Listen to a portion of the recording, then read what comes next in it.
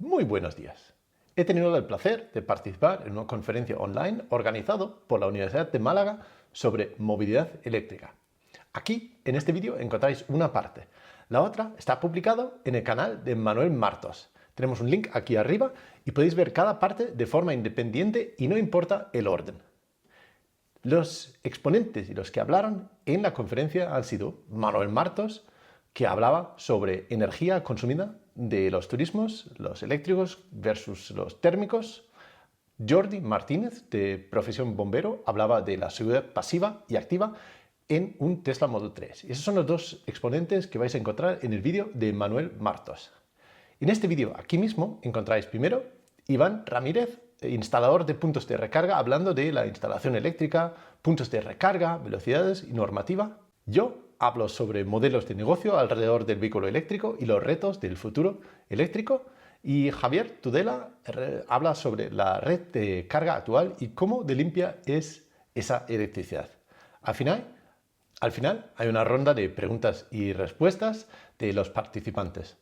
Podéis usar el código de tiempo para saltar entre cada uno de los segmentos con la barra abajo aquí, o mirar también en la descripción de este vídeo donde tenéis los códigos de cada momento, ¿no?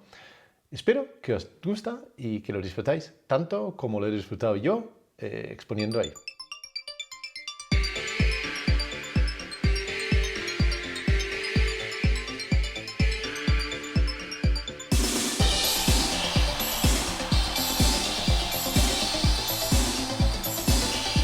Todos eléctricos.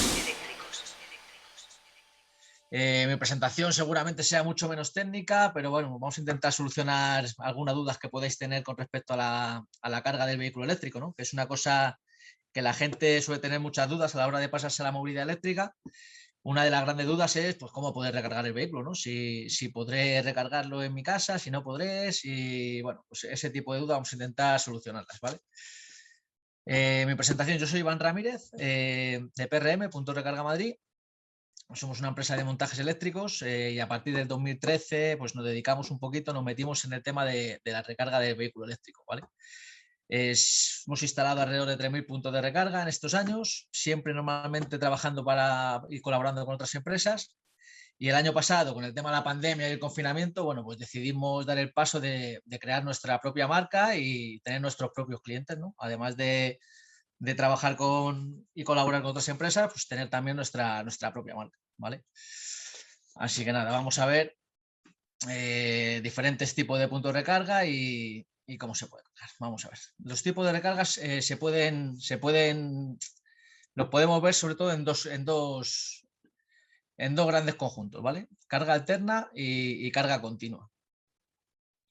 La carga alterna va a ser en monofásica, que se puede cargar desde 2 kilovatios hasta 7,4 kilovatios, que suele ser la carga que se instala en las casas, ¿no? Para que la gente cargue el vehículo en su propio domicilio. En trifásica, que hay en algunos domicilios donde puedas tener trifásica, que puedes cargar también con estas potencias, pero sobre todo se da más en carga pública, ¿no? Carga pública en empresas, en centros comerciales, estaciones de servicio, ese tipo de estacionamientos.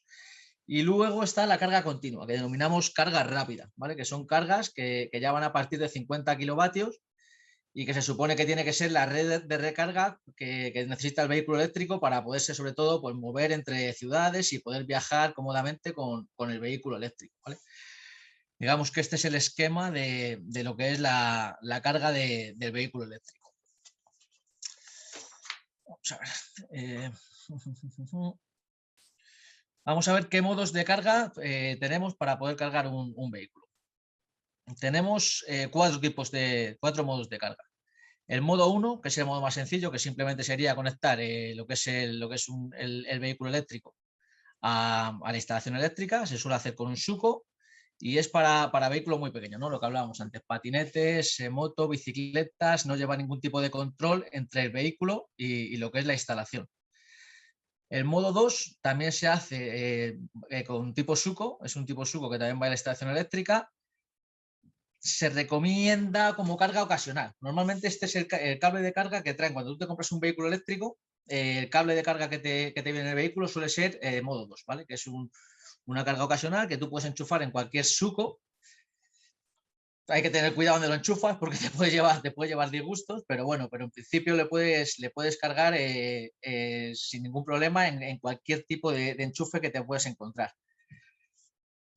Modo 3 es la carga que... a ver, vamos a ver un momentito. El suco, para quien no lo sepa, es el típico enchufe que te encuentras en tu casa, el que tú conectas el portátil y demás. Ese es el suco. Eso, gracias, Javier.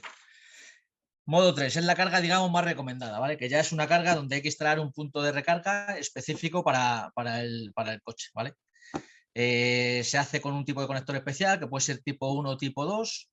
Ya lleva una comunicación entre lo que es el coche y la instalación. Se comunica, lleva una comunicación, te dice que la corriente está bien, que la tensión que le vas a meter es correcta, que tienes una toma de tierra, que tienes unas seguridades y entonces ya el coche permite la carga, ¿vale? De esa estación de carga. Es, digamos, que lo más común, lo que se suele instalar en lo que hemos hablado antes, ¿no? En las viviendas, en muchos tipos de puntos de recarga en alterna. Y luego está el modo 4, que el modo 4 es en corriente continua, para carga rápida. Estaciones de servicio, carga rápida de 50 kilovatios y esto ya sería con corriente continua.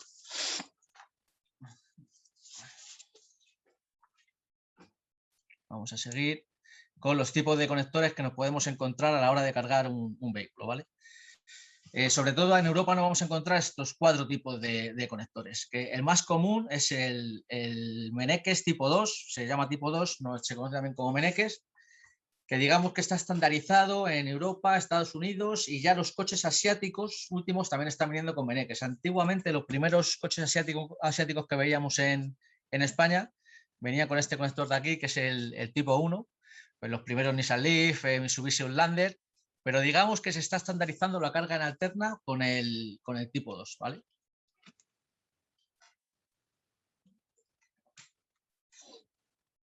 Y esto sería igual, pero en carga rápida para corriente continua. El CCS, igual, que es el que se está estandarizando más en Europa, Estados Unidos, y algunos coches asiáticos que todavía están viniendo con CHAdeMO. Esto, digamos, que son los conectores más típicos que tenemos que nos vamos a encontrar cuando tenemos un vehículo eléctrico y queremos recargarlo, ¿vale? Estos son los mismos que hemos visto antes en alterna y en continua.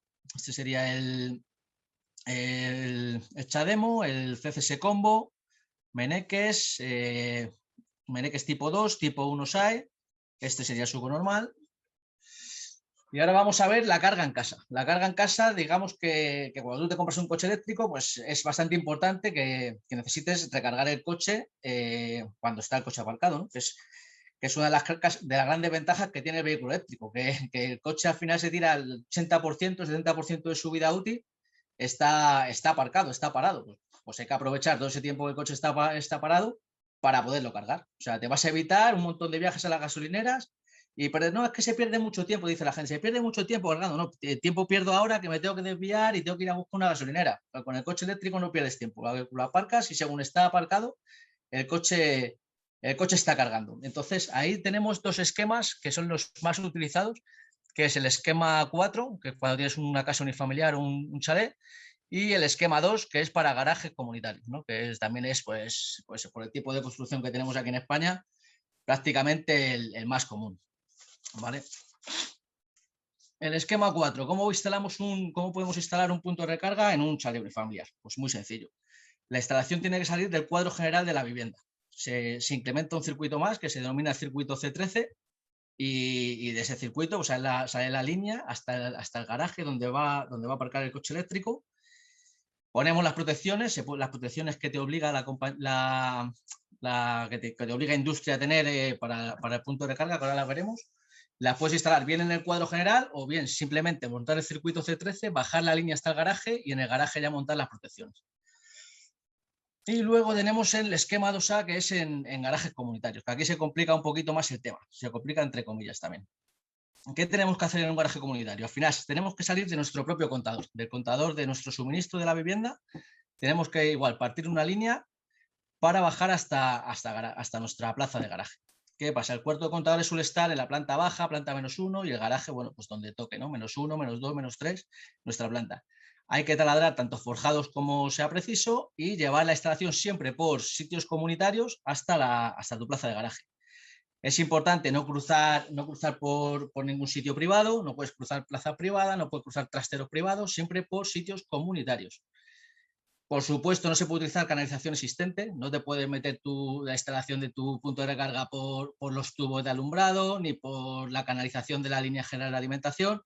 Tiene que ser una instalación que sea simplemente para ti, para tu punto de recarga. A no ser que se instale una preinstalación para vehículos eléctricos. ¿Qué pasa? Salió una normativa que a partir de junio del 2015, cualquier edificio nuevo, cualquier proyecto nuevo de edificio ya tiene que llevar una preinstalación para vehículos eléctricos. Es muy sencillo, es simplemente tirar canaletas, tirar bandejas eléctricas por los viales de los garajes y unirlos con los cuartos de contadores para que todos los puntos de recarga, la línea de los puntos de recarga, vayan unificadas por esas rejillas, ¿no? Por esas bandejas. Yo creo que con el tiempo, seguramente, todos los garajes que veamos tendrán que llevar este tipo de preinstalaciones, porque ya se está empezando a ver en algunos garajes que es un poco caos, ¿no? Al principio, pues hace años, pues en el 2013 cuando empezábamos, o hace 2 o 3 años, llegabas a un garaje y no había ningún punto de recarga. Entonces, bueno, tú taladrabas, tirabas tu punto de recarga, tu tubo, por donde más o menos considerabas que podías. Cuando hay 1 vale, 2 vale, 3 vale. Pero ya el cuarto y el quinto empieza a ser un poco rollo, porque dejas el cuarto de contadores como un queso gruyère, de darle taladros al forjado. Empieza cada uno a tirar el tubo por donde puede. Entonces ya la comunidad dice, oye, vamos a hacer algo comunitario para que esto no sea un despiporre y quede todo lo más centralizado posible y de la mejor manera. Entonces ya te digo que cada vez se está viendo más en este tipo de esquemas, cada vez lo vemos más el tema de hacer preinstalaciones, ¿vale? Para estas instalaciones. Estas son las protecciones que hacen falta, ¿vale? Para proteger lo que nos marca la ITC BT52, que es la normativa de los puntos de recarga.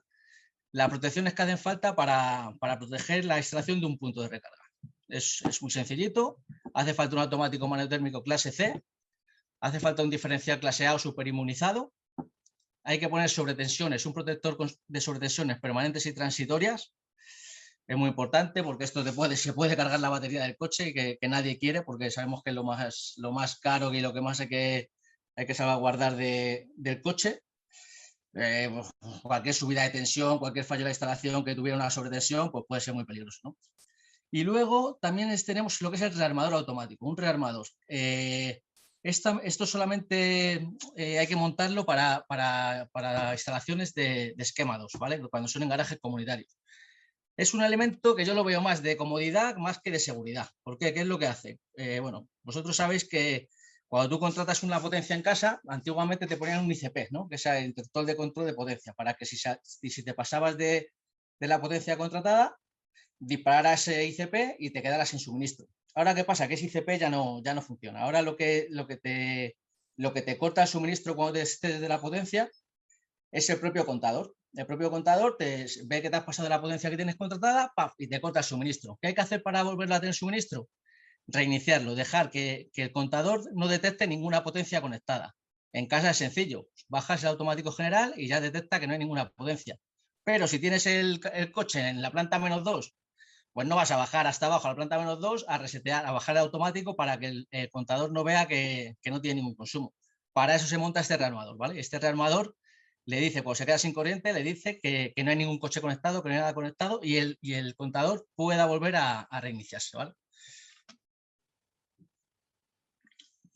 Así que por este motivo se está montando el rearmador. Hay una cosa que se va a empezar a hablar ahora, porque en Europa hay muchos países que es obligatorio, que es un detector de fugas en corriente continua, que nos van a obligar a montar, pues seguramente que sin tardar mucho.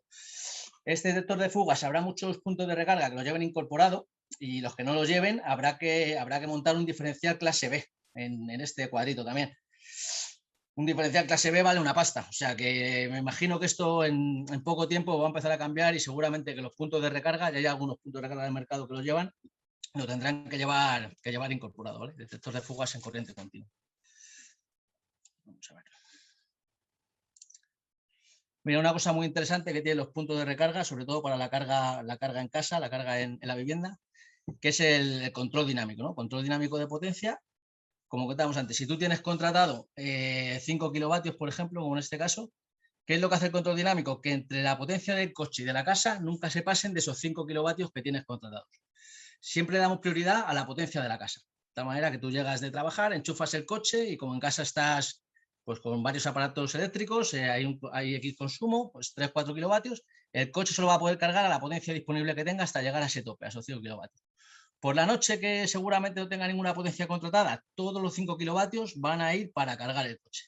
Pero si por lo que sea te levantas a medianoche, pones aire acondicionado o te levantas por la mañana, automáticamente, nada más que coges potencia en casa, el coche automáticamente se regula y carga menos potencia. Esto para la carga en casa, la verdad que es comodísimo. Ya prácticamente todos los puntos de carga que se instalan vienen con este control de potencia incorporado. La ITC 2052, esta es la normativa, ¿vale? que regula lo que es todo, pues, regula todo lo que es las instalaciones de puntos de recarga, ¿vale? Los diferentes esquemas de desconexión, las protecciones que hay que poner, pues regula toda la normativa. Hay que tiene una cosa muy importante, ¿vale? Que me pregunta mucha gente. ¿Es obligatorio que una comunidad de vecinos te dé permiso, te tiene que dar permiso, te tiene que dejar para montar el punto de recarga? Sí, ¿vale? Siempre y cuando cumpla la normativa, tú no tienes que pedir permiso, simplemente tienes que notificar. Tienes que notificar a la comunidad, oye, que voy a hacer esta instalación de punto de recarga desde mi propio contador hasta mi propia plaza, ¿vale? Te pueden decir, oye, no, es que queremos hacer una preinstalación común. Oye, mira, pues vale, yo te puedo dar 15 días. Te voy a dar 15 días. Si en 15 días me apruebas que vas a hacer una preinstalación para todos, perfecto. Yo en esos 15 días me espero y aprovecho esa preinstalación. Pero si no, si la comunidad no está por la labor de hacer ninguna preinstalación, tú puedes hacerlo notificándolo que lo vas a hacer de tu contador y sin ningún problema, ¿vale? Bueno, pues el tema de la carga en casa ya lo hemos visto más o menos y vamos a ver un poquito el tema de la carga pública. La carga pública se está instalando mucho pues, en este tipo de sitios, ¿no? En supermercados, cada vez vemos más que los supermercados en sus parkings para atraer clientes. Dice, pues, el cliente que tiene un coche eléctrico, pues si en el tiempo que hace la compra carga el coche, pues seguramente viene a que hacer la compra. Se ven en supermercados, en los ayuntamientos de muchos pueblos están queriendo ya mantener sus puntos de recarga igual para que la gente pues los fines de semana pase por allí a poder cargar el coche, en el que están allí comiendo, visitando el pueblo o lo que sea. En colegios y sobre todo estaciones de servicio. Las estaciones de servicio es un punto muy importante, sobre todo para tener una buena red de recarga rápida en carretera, ¿no? Para que viajar con el coche eléctrico sea lo más cómodo posible. Al final el coche eléctrico te hace falta tener una muy gran autonomía, sino lo que hace falta son muchos puntos de recarga rápida, ¿no? Para poderte ir a cualquier sitio sin tener el problema de que te llegue la autonomía, ¿no? Si tú tienes un montón de puntos de recarga rápida en carretera, pues tienes que tener menos cuidado que si solamente hay uno de camino. Entonces, eso es importante, ¿vale? Las estaciones de servicio que puedan montar puntos de carga rápida.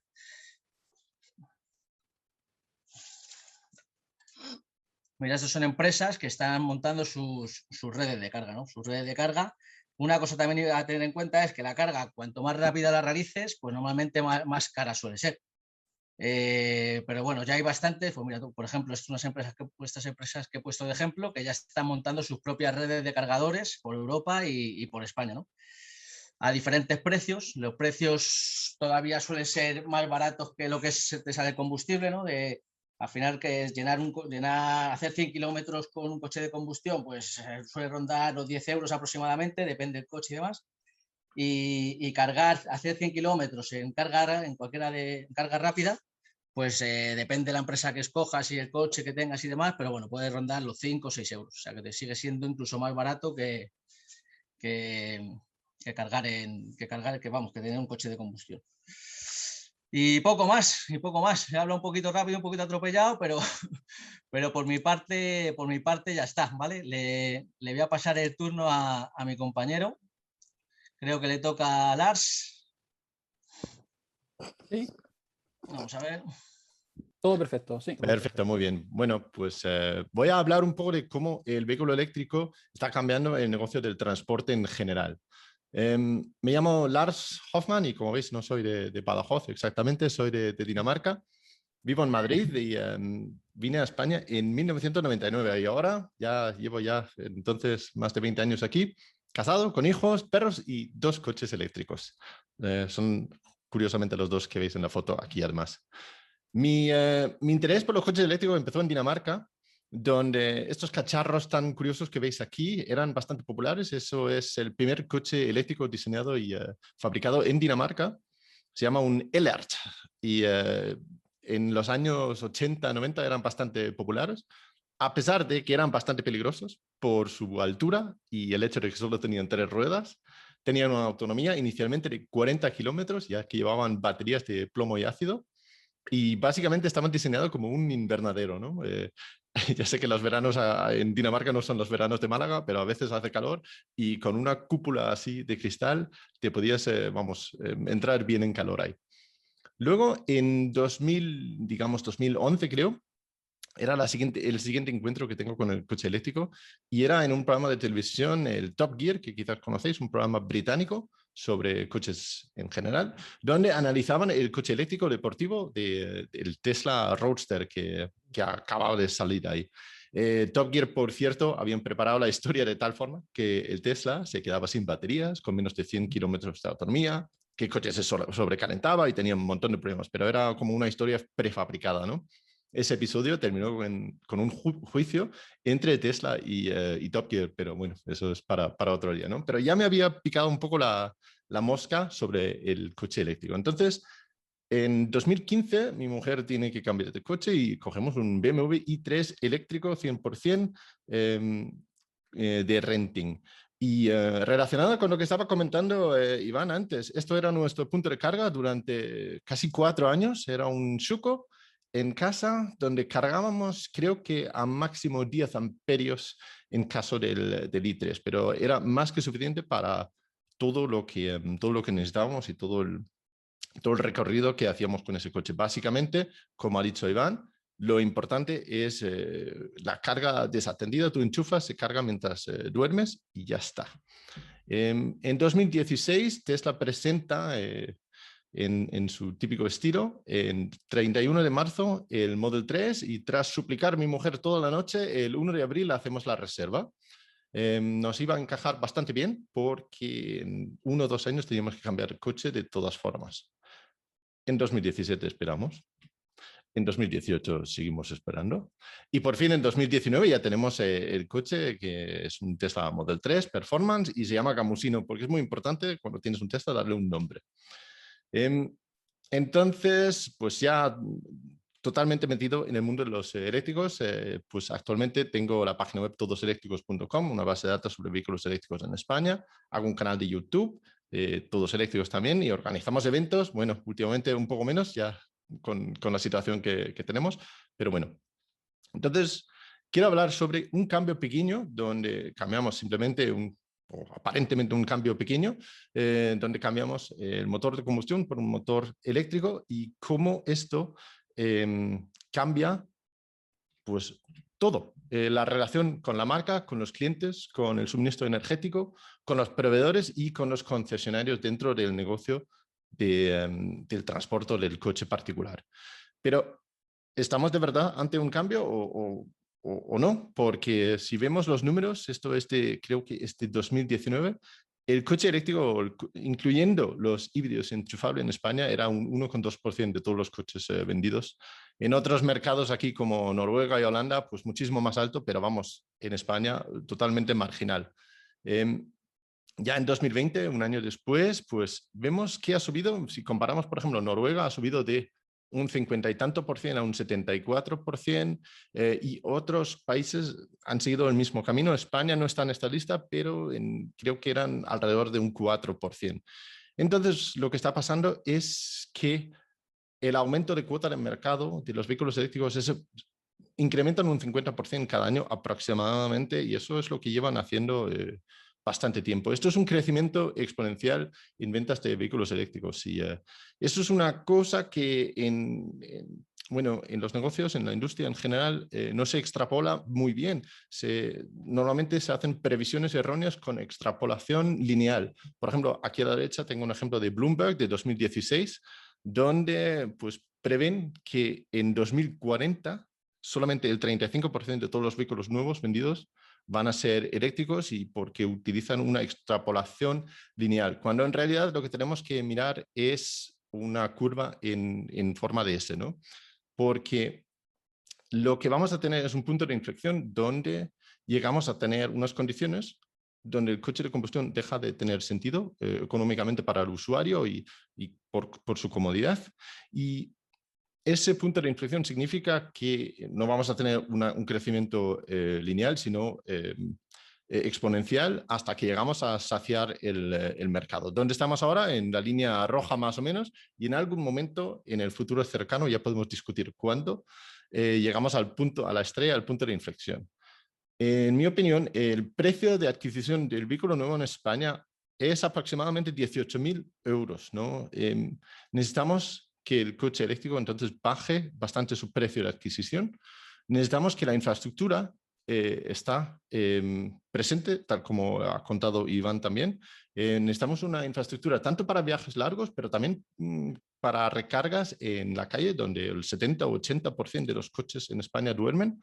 Necesitamos que el tiempo de carga en los viajes sea pues, inferior a unos 30 minutos y necesitamos que los coches tengan una autonomía superior a 400 kilómetros para que con la geografía que tenemos en España podemos hacer esos viajes que necesitamos hacer. Lo bueno, por supuesto, es que los mantenimientos y los costes continuos con un coche eléctrico son muy, muy inferiores. Tenemos la comodidad de recargar en casa y, por supuesto, tenemos las ventajas medioambientales. Si miramos ahora los parámetros que he puesto antes, el coche más económico que cumple con eso actualmente de venta en España puede ser el Volkswagen ID.3, la versión Pro Performance aquí. Pues es un coche eléctrico 100%, tiene 58 kilovatios hora de batería, tiene una autonomía estimada de 425 kilómetros, carga a 100 kilovatios, lo cual significa que en unos 18 minutos puedes cargar 200 kilómetros. Los 18 minutos, 200 kilómetros es lo que te permite conducir otras 2 horas antes de volver a descansar otra vez. Y el coche desafortunadamente cuesta 36.145 euros, el doble del coste promedio de una compra nueva. Entonces todavía nos queda camino para que este coche de 18.000 euros nos pueda satisfacer todas las necesidades. Pero estamos llegando porque hace solamente 5 años el coche más económico que cumplía los mismos requisitos era el Tesla Model S con un precio cercano a 100.000 euros. Ahora, 5 años después, estamos hablando de un tercio de ese coche, de ese coste. Entonces, tenemos tiempo para adaptar la sociedad y el sistema de recarga, porque el coche de combustión existirá durante décadas todavía. El cálculo curioso que hace Manuel al principio, si todos los coches fuesen eléctricos, pues ese futuro está bastante lejos, porque incluso si mañana vendemos 100% eléctricos y nada más, pues vamos a tardar más de una década en sustituir la flota actualmente, ¿no? Entonces, todavía tenemos bastante tiempo para adaptar la red de recarga y todos los procesos alrededor hasta que lleguemos al punto donde tenemos solamente coches eléctricos en el mercado. ¿Qué pasa? ¿Cómo tienen que reaccionar entonces los concesionarios y qué problema tienen ellos con el coche eléctrico? Los concesionarios son negocios independientes de las propias marcas. Viven de venta de coche y otras cosas también, pero ten en cuenta que la venta directa de coches tiene una rentabilidad muy, muy baja para el propio concesionario. Típica, estamos hablando de menos de un 2% del precio de venta del coche. Si volvemos a los 18.000 euros, que es el precio promedio de un coche nuevo en España, el 2% de eso son simplemente 360 euros. Y eso es lo que gana un concesionario vendiendo un coche nuevo. Por lo tanto, lo que necesitan es vivir de lo demás, de la financiación del coche. Por eso, cada vez que vas al concesionario te bajan el precio si lo financias con ellos, del mantenimiento del coche, de filtros, de aceites, todas esas cosas, reparaciones y recambios y todos los extras que te pueden vender. Realmente es ahí donde hay una gran parte de los ingresos para los concesionarios. Pero, ¿qué pasa con el coche eléctrico? Los vehículos eléctricos no tienen apenas mantenimiento. El 60% menos en costes, según la Asociación de Usuarios de Vehículos Eléctricos. Y como ejemplo, el Tesla que tenemos nosotros, el Model 3, tiene actualmente 2 años y 56.000 kilómetros y he gastado exactamente 8,95 € en mantenimiento, lo cual corresponde a cambiar el líquido de limpiaparabrisas, nada más. Otros coches de combustión con el mismo tiempo hubiera costado muchísimo más. Si el concesionario no ve beneficios en un futuro en el mantenimiento de los coches, no va a promocionar y vender los vehículos eléctricos. Y lo hemos visto ya en muchas ocasiones donde la marca que produce los vehículos eléctricos no es capaz de incentivar a los concesionarios para que los promocionen y que los vendan a los usuarios. Entonces, las marcas dependen de los concesionarios porque es su punto, los concesionarios son el punto de contacto que tienen con el cliente y de ahí tienen un problema con los vehículos eléctricos. ¿Y qué hacen las marcas entonces con los concesionarios? Pues algunos intentan mantener el modelo de negocio actual donde te obligan a hacer mantenimientos realmente innecesarios cada 15.000 kilómetros para cambiar líquidos de freno, para cambiar otros filtros y cosas del coche eléctrico, pero realmente no son necesarios. Intentan otras cosas parecidas, como cobrar actualizaciones, porque necesitan mantener el modelo de negocio actual. Otros, pues evitan totalmente el modelo de negocio de concesionarios, pero esos están más limitados a marcas nuevas, marcas más jóvenes, porque es difícil cuando ya tienes toda una red de concesionarios con los acuerdos. Ellos son, como he dicho antes, tu contacto con los clientes. Por lo tanto, las marcas grandes no pueden esquivar a los concesionarios. Lo que hacen entonces es a veces lanzar submarcas que no tienen redes de concesionarios y pueden, por lo tanto, evitar los concesionarios. Al final, eso lo hace Volvo con Polestar, lo está haciendo Hyundai con la submarca Ioniq y potencialmente lo está haciendo SEAT también con la submarca Cupra, que pueden en un futuro convertirse en marcas 100% eléctricos que no tengan concesionarios, sino tengan más bien espacios de venta propios de la marca. Otros como Toyota o Honda pueden completamente ignorarlo y distraer a los posibles compradores con coches de hidrógeno y otras cosas así. ¿Cómo cambia la relación que la marca tiene con los clientes? Pues necesita ahora tener una relación directa con la marca. Los clientes ahora son clientes de la marca, no eres cliente de concesionario Paco, sino eres cliente de Volkswagen directamente. Esto se consigue a través de ventas y reservas online, donde el cliente final interactúa directamente con la marca y claramente es una oportunidad para marcas nuevas porque no tienen el lastre, por así decirlo, de los concesionarios actuales. Entonces, también significa que podemos ahora contar con precios determinados en vez de la flexibilidad de los concesionarios. Lo ves, como hemos hablado ya varias veces, en Tesla, que tú vas a la página web, compras el coche, el precio que ves ahí es lo que vas a pagar. En cambio, tú vas a un concesionario tradicional para comprar un coche y el precio depende de lo que puedes regatear con el concesionario, porque tiene la flexibilidad de que el concesionario es un buffer, es un intermediario entre la marca y el cliente final. Entonces, ¿cómo cambia entonces la relación que la marca o que los coches tienen con el suministro energético? Pues hay que tener en cuenta, bueno, lo hemos hablado ya bastante, Iván ya lo ha tocado también, que la electricidad no es igual al combustible, ¿no? Se oye mucho que el coche eléctrico tendrá éxito cuando haya tantas electrolineras como gasolineras, lo cual no lo veo exactamente así. No podemos sustituir gasolineras por electrolineras, necesitamos encontrar otras soluciones para el día a día. Un coche eléctrico tiene que recargarse donde duerme. Es que, ¿quién va a estar media hora o 2 veces a la semana en tu gasolinera de Repsol mirando los cassettes del Fari y comprando patatas fritas, ¿no? Ese modelo de negocio no funciona para el coche eléctrico. Sustituir surtidores de gasolina con puestos de recarga entonces no es la opción viable en las ciudades. ¿Y por qué no? Porque incluso si instalamos cargadores de 350 kilovatios, que son los de cargadores más rápidos que hay, pues hay que estar fácilmente 20 minutos o más para cargar la batería entera. Y eso es el objetivo si estamos cargándolo para utilizarlo durante una semana en la ciudad. El problema es que más velocidad significa más temperatura en la batería y más degradación de la batería, tal como Jordi nos ha explicado antes. Eso no sirve para el día a día. No puedes estar todas las semanas cargando a máxima velocidad, cargando la batería a tope, porque degradas la batería. En viajes no hay problema, está bien, podemos ir un par de veces al año de viaje largo y podemos puntualmente cargar el coche de esa forma.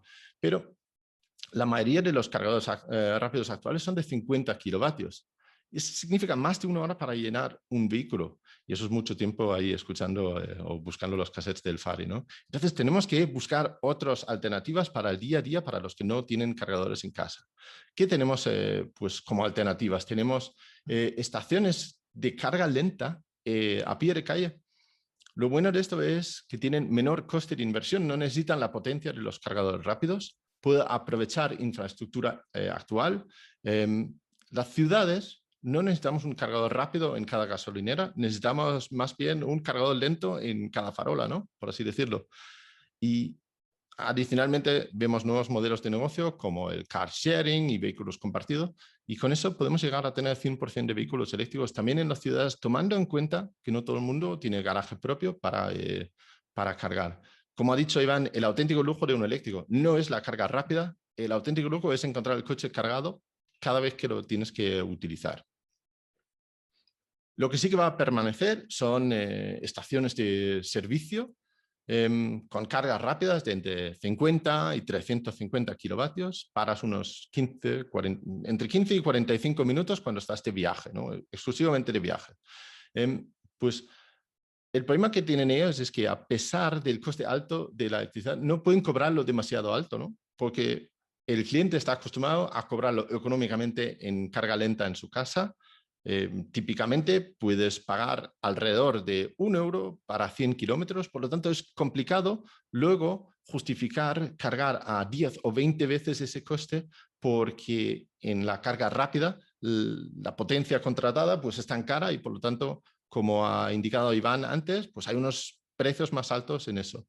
Entonces, por el alto coste de la potencia contratada, necesitan recuperar el coste con servicios adicionales como por ejemplo comidas, tiendas y entretenimiento. Lo bueno en eso es que tienen el cliente al menos 15 minutos, ¿no? Porque está ahí recargando. Entonces hay oportunidades de negocio alrededor ahí, pero el negocio no veo yo que está en cobrar la electricidad, sino en los servicios adicionales que hay alrededor. Y por último, quería hablar sobre los proveedores de las marcas o los proveedores de los fabricantes de automoción. Pues cuando tú compras un coche, las marcas trabajan con literalmente cientos de proveedores para los coches. Las marcas muchas veces no hacen nada más que el montaje final de los componentes que obtienen de cientos de distintos proveedores. Bueno, a excepción de los motores que en general suelen ser desarrollados por la misma marca o por otra marca dentro del mismo grupo.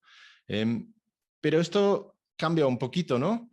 Porque el coche eléctrico es mucho más sencillo. El desarrollo de un motor eléctrico es relativamente sencilla comparado con un motor de combustión. ¿Y qué pasa entonces cuando al final tenemos unas tabletas con ruedas, básicamente? Muchos de los proveedores que tenemos actualmente no nos sirven. Nos están dando componentes que no necesitamos. Necesitamos un producto mucho más sencillo. Volvemos al monopatín que nos ha mostrado Jordi ahí al principio, donde el mayor coste de un coche es ahora la batería, ¿no? Como ejemplo, podemos hablar de un coste por kilovatio hora al fabricar una batería de alrededor de 150 euros, depende un poco de la marca, pueden ser 130, pueden ser 200, depende de qué tipo de batería, etc. Imaginemos entonces que un coche con 75 kilovatios hora, pues solamente el coste de las baterías es mínimo 11.250 euros. 11.250 euros puede ser un 30, un 20% del coste total del coche. Es un coste bastante elevado y ten en cuenta que no estamos hablando del precio que cobran al cliente, estamos hablando del coste interno para el propio fabricante.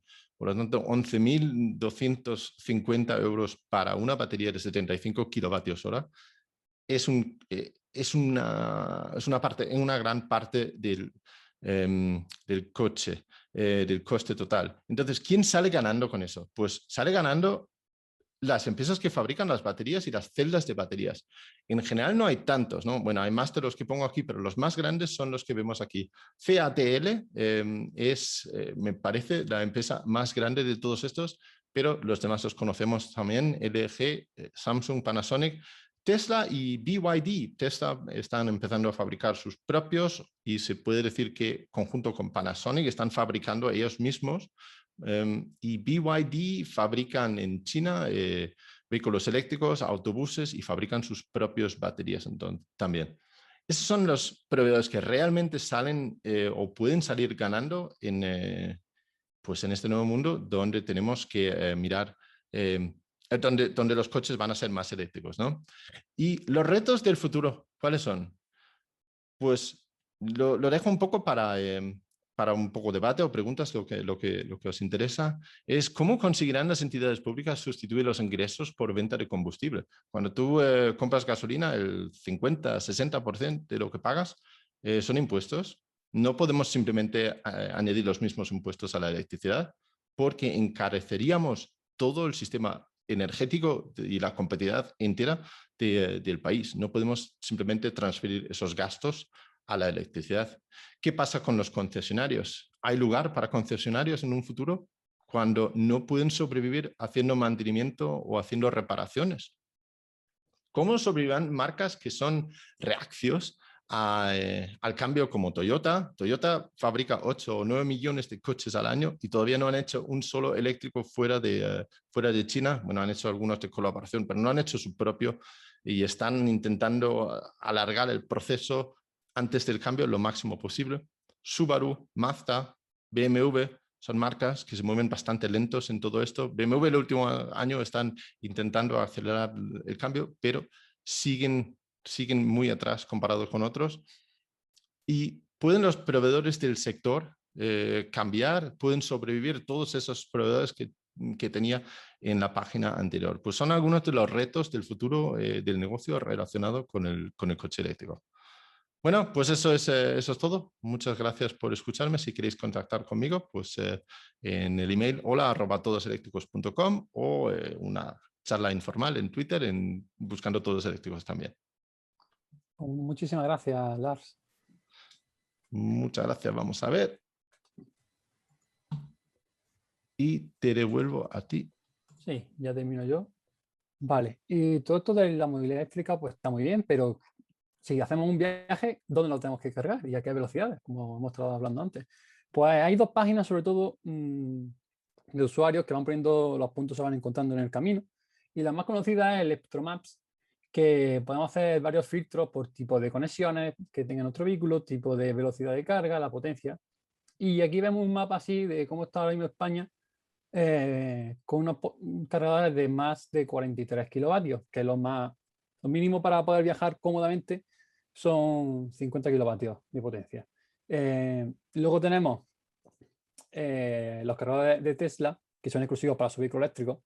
En rojo vemos los que ya están a día de hoy disponibles, como vemos está ya muy distribuido. Y luego los grises son su previsión de este año. Hay veces que se cumple mejor o peor, pero esa es su previsión. Si queréis, os dejo aquí. Perdón, que había cerrado la pantalla. Si queréis, podéis verlo vosotros mismos en los enlaces que os dejo aquí. Está la de Tesla, que como veis está por toda Europa. Tú puedes perfectamente desde Málaga coger el Tesla e irte a Noruega si quieres, con sus paradas correspondientes, pero que se puede hacer. Y luego la de también el Stromaps. Como hemos dicho, podemos aquí filtrar. ¿Sí? Me ha dado error la página ahora. Un momento.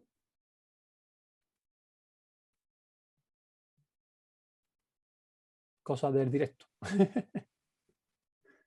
Vale, pues aquí podemos filtrar por potencias. Como vemos, 43 kilovatios está muy expandido, pero si ya subimos ya a velocidades más altas, como 80 kilovatios, pues ya se queda el mapa más escaso, y que eso es lo que hace falta para poder viajar a velocidades rápidas.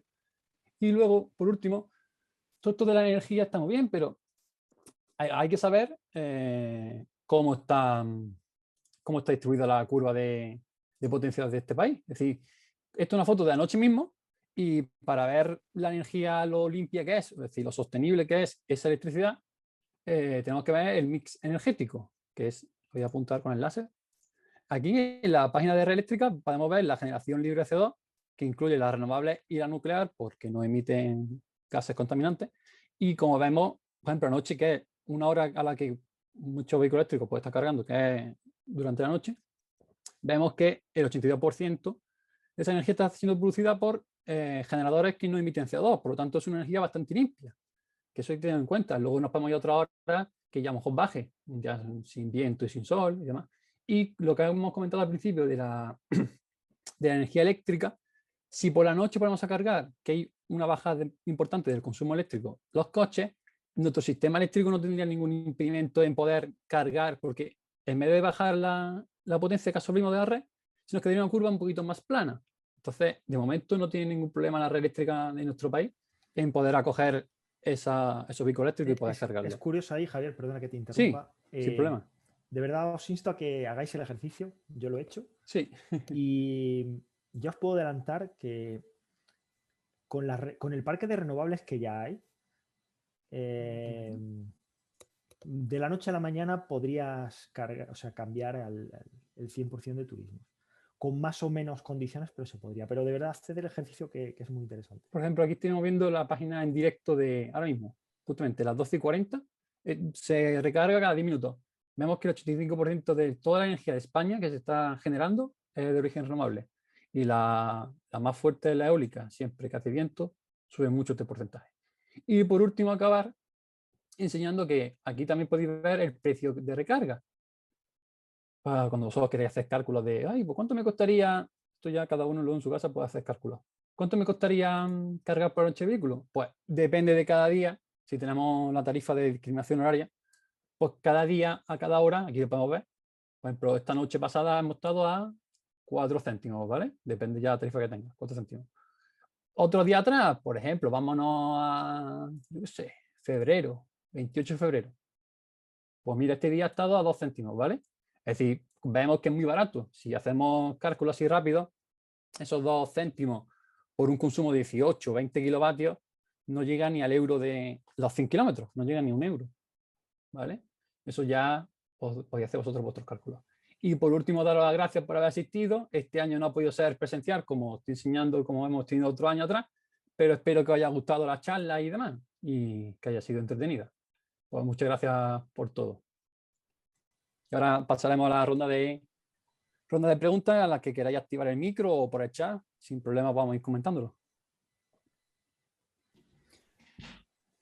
Bueno, al añadir a lo que ha comentado ahora Javier, sí. el precio ahí que se muestra es barato, pero luego hay que sumarle impuestos, la parte proporcional de la potencia contratada y demás. Y en mi caso particular, una media justa, os puedo adelantar que estaría en torno a los 8 céntimos por kilovatio hora, recargado en ese periodo de lo que hoy se denomina supervalle, aunque cambie de nombre en unos meses. Y a ese coste, como veis, sigue saliendo por debajo de un euro, o sea, por debajo del euro los 100 kilómetros. Vale, pues si alguno quiere hacer una pregunta. Vale, nos dicen por el chat que las baterías de móviles, portátiles, etcétera, con el paso del tiempo pierden sus propiedades. ¿Cuánto tiempo mantiene la batería de un Tesla su capacidad? ¿Quién quiera responder? Buena pregunta. Yo puedo participar un poco en esto, por ejemplo, porque tengo aquí la curva de la degradación de la batería. En general se garantiza en los vehículos eléctricos 8 años de uso a mínimo 70% de la batería. Vamos, es un número muy prudente. Espero que después de 8 años no haya bajado tanto. Yo tengo el coche, pues como he comentado, desde hace 2 años y me ha bajado entre un 8 y un 10% la capacidad de la batería. Depende mucho del uso, de las temperaturas. En invierno Eso seguro que Jordi nos puede puntualizar más.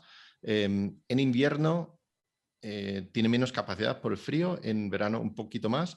Por lo tanto, si mi coche antes marcaba 500 kilómetros de autonomía cuando era nuevo, ahora marca 460, en verano quizás 470. Eso es más o menos después de un par de años. En general diría yo que la batería no va a ser el factor limitante para la vida del coche. Se te van a estropear los plásticos, los asientos y otras cosas antes de que la batería se queda inutilizado. Y por último, cuando una batería ya no sirve para un coche, no significa que lo vamos a tirar para que se pudre ahí en el campo, sino que tiene otros usos secundarios. Se puede utilizar como batería estacional para apoyo a una instalación fotovoltaica, por ejemplo, ya que si pierde algo de capacidad, pues no significa que no sirve en un ambiente donde la capacidad por peso no es tan importante. Yo, por añadir a lo que ha dicho Lars, sí se ha podido ver, sobre todo en vehículos Tesla, Model S, Model X, que llevan mucho más tiempo circulando, que tienen un tipo de celda concreta, 1865, que la degradación el primer año es más acusada, puede ser en torno al 5 o 6%, si no me equivoco, Lars, y luego paulatinamente cada año que pasa en torno al 1 o el 2%.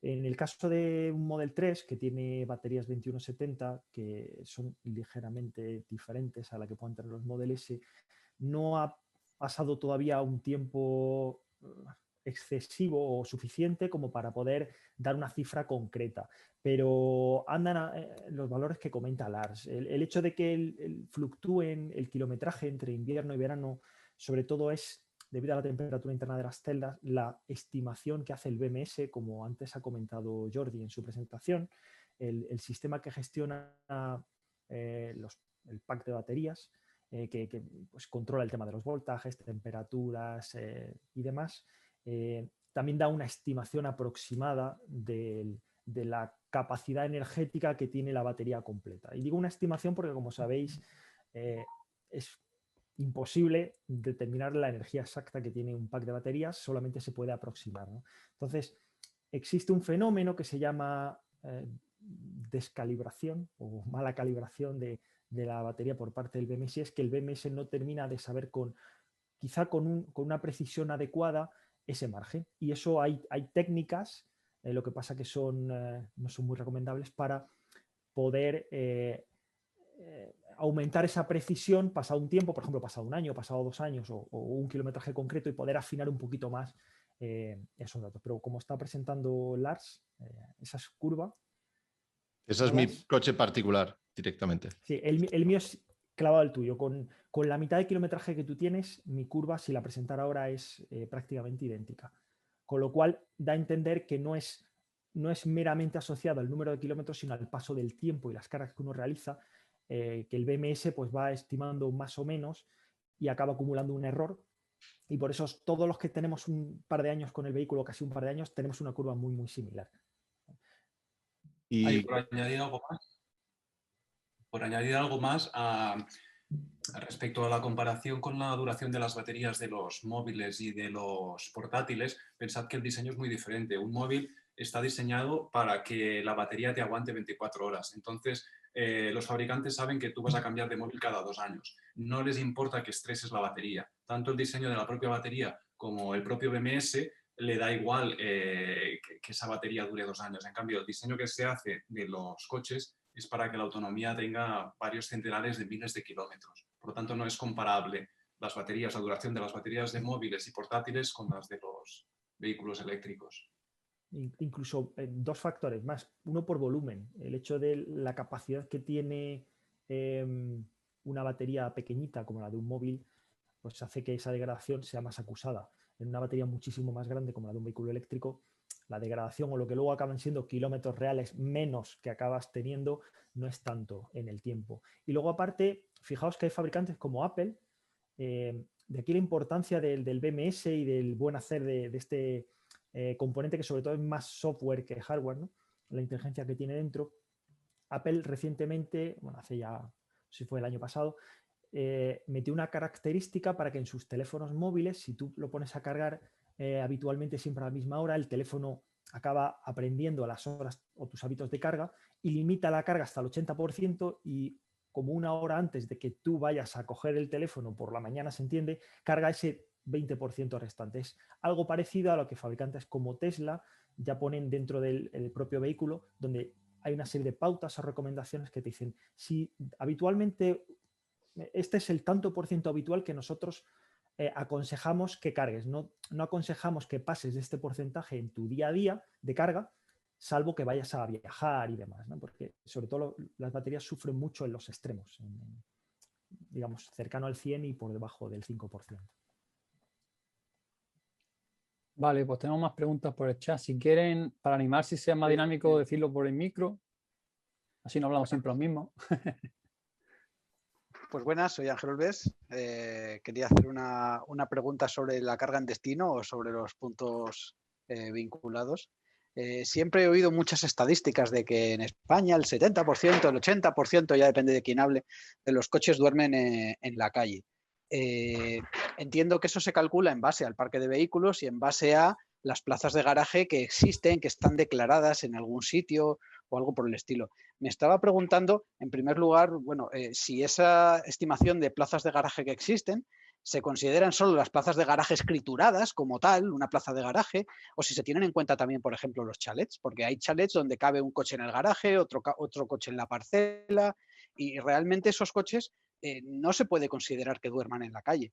Entonces, me estaba preguntando ese dato cómo se calcula. El dato lo he sacado yo y honestamente tengo que decir, no lo sé. Ángel, me gustaría decirte que cómo han llegado al cálculo, pero no, la verdad es que no sé cómo. Es buena pregunta, vaya. Lo han hecho, ¿no? Buena pregunta. Yo creo que estaba basado en eso, las plazas que hay estipuladas como parking. Sí, podemos intuir. Realmente el problema acaba estando en las grandes ciudades, donde muchos tenemos más de un coche por unidad familiar o no tenemos plaza garaje o solo tenemos una. Entonces, bueno, yo entiendo. No, Sí, perdón. Solamente quería decir que hay un comentario muy bueno en el chat que dice que la información se obtiene de los seguros, donde indica si el coche duerme en garaje o en la calle. Podría ser una de las fuentes que utilizo. Curioso. Podría ser. Es que siempre me ha llamado la atención porque, claro, siempre se habla de las ciudades, ¿no? Pero en realidad en las ciudades, yo qué sé, si tú estás delante de un bloque, pongamos que tiene 6 alturas, 7 alturas, más o menos estándar en una ciudad, se podría considerar residencial, yo qué sé, con 4 puertas por bloque, realmente los metros de fachada que corresponden a esa vivienda no dan para que la gente pueda aparcar en su calle un coche por vivienda ni siquiera. Entonces, siempre me ha llamado la atención, digo, realmente me cuesta creerlo en el sentido de que si realmente el 70 o el 80% de los coches tuvieran que aparcar en la calle en una gran ciudad, es que no caben. O tengo esa sensación, siempre me ha dado esa sensación. Yo no sé sacar el número, no tengo los datos, pero siempre me ha llamado la atención ese número. Sí, curioso. Si me permite una pregunta, Jordi. Jordi, hablas de la seguridad y como bombero, en Alemania se ha visto recientemente una normativa en una ciudad particular donde no permiten ahora aparcar los coches o los vehículos eléctricos en parkings subterráneos porque si hay un fuego, pues puede ser un sitio difícil donde apagarlo o donde pues manejar ese fuego. ¿Cómo ves eso? ¿Y es una forma correcta de reaccionar ante esto? Bueno, yo creo que lo que debemos hacer los bomberos es conocer cuál es el riesgo asociado a este tipo de situaciones, que ya hemos visto que es inferior al riesgo del resto de vehículos, pero sí que tienen unas ciertas particularidades que va a haber que tener en cuenta, ¿no? Que es, aparte de hacer la extinción del vehículo, como os decía antes, con espuma es un incendio de clase A, se recubre con espuma y se apaga, hay que tener en cuenta que ese vehículo, si la batería está afectada, puede tener reigniciones continuas. Y entonces simplemente hay que contar con mayor aportación de agua, debes contar con un hidrante exterior o con varios camiones que te vayan haciendo una noria de alimentación de agua para continuar enfriando ese vehículo. Va a ser quizás un servicio más largo, pero de todas formas los incendios de parking en sí ya son incendios largos de por sí. Y normalmente un incendio de parking suele afectar a varios vehículos. O sea que ya son emergencias bastante complejas donde desplegamos muchos recursos y por lo tanto, en este sentido no habría mucha diferencia, simplemente que el servicio se alargaría más y que después hay que prever esas posibles reigniciones. Es decir, que tienes que asegurarte completamente que antes de ceder ese vehículo a la grúa para que se lo lleve a Chatarrero o donde sea, pues tienes que asegurar que no se produzca una reignición. Porque sí que ha habido casos, ¿no? Si miráis en internet, pues veréis, el primer caso era un Model X creo que era en 2017, el 25 de agosto, que se produjo en Estados Unidos, en California, en Lake Forest. Es un vehículo que a alta velocidad impactó con una residencia y se encontraron con esto, ¿no? Que una vez extinguido el incendio se iban produciendo reigniciones y una de las reigniciones se les produjo cuando el vehículo ya estaba en la grúa. Bueno, pues lo volvieron a apagar y volvieron a asegurarse de que ese vehículo estaba completamente frío. O sea que en definitiva son servicios que va a requerir más tiempo y luego el vehículo lo vas a tener que dejar en un sitio en previsión de que pueda haber reigniciones, pues monitorizando esa temperatura. También se ha hecho lo que os comentaba antes, ¿no? Esa batería seguirá estando cargada. Entonces, si esa batería tiene daños mecánicos o de incendio y demás, va a ser muy difícil incluso para el fabricante, llamar al fabricante y que la venga a descargar. Entonces, lo que se ha probado en algún caso es meterla a la batería, sobre todo si está desensamblada fruto del accidente, o incluso se ha visto algún caso de meter el vehículo entero en un contenedor, como estos de obra, con agua salada, para que esa batería se vaya descargando y se elimine el riesgo de thermal runaway o de contactos eléctricos. Muchas gracias. Vale, pues nos dice Quique por el chat que si con la conducción autónoma habéis notado los que sois usuarios de vehículos eléctricos con esta tecnología, si habéis sentido que la gente se marea más cuando va en modo de conducción autónoma respecto a como si lo conduciera una persona simplemente. No. Por ejemplo, Lars, que va a su trabajo casi todos los días en modo conducción autónoma, si quiere responder. En absoluto. Tiene algunos inconvenientes, pero el mareo no es uno de ellos. Es exactamente igual que ir con un conductor real, o por lo menos eso es mi opinión. A veces puede reaccionar de forma curiosa, inesperada, lo cual significa que al copiloto, por ejemplo, le puede ser incómodo si hace alguna cosa inesperada, pero el mareo no me parece que es algo que se nota. Y también quería puntualizar que las ventajas de una conducción semiautónoma como la que tienen los Teslas son 1000 veces mejor que las desventajas. Se habla mucho de los problemas y de los abusos, pero realmente creo que es importante también ver lo positivo que tiene, ¿no? Llegas más relajado a tu destino, te añade un fuerte punto de seguridad, como ha dicho Jordi en su presentación también. Dice Quique que hay un comentario de Antonio Lobato sobre el tema en uno de sus vídeos. Pues no sé si Lobato se marea más. Yo no. A ver, puede ser quizá por el tema de frenada-arranque, que si el coche no lo tienes bien configurado, pues puede dar un poco así la sensación de aceleración, pero por la potencia que tiene el vehículo y el par instantáneo, pero yo coincido con Lars, no hay otros factores, no es el factor mareo, yo no lo incluiría dentro de la ecuación. Yo de hecho no considero ya un viaje largo si no es con un sistema de este estilo. Llegas muchísimo más descansado, la conducción por la noche es una delicia, el hecho de ese cansancio que te genera un viaje de 4 o 5 horas con sus paradas, ¿vale? de conducción, es que llegas completamente descansado. Y yo ya no me planteo viajar sin un sistema así, lo digo de verdad. Vale, pues Javier, otra pregunta es... Jordi, había algo para ti en el chat. Sí, ¿no? sí, lo estoy viendo, ¿no? La pregunta de Everyone, en caso de accidente y que se rompan las celdas de las baterías y se viertan productos químicos peligrosos en la vía, ¿cómo retiráis el litio y demás componentes de la calzada?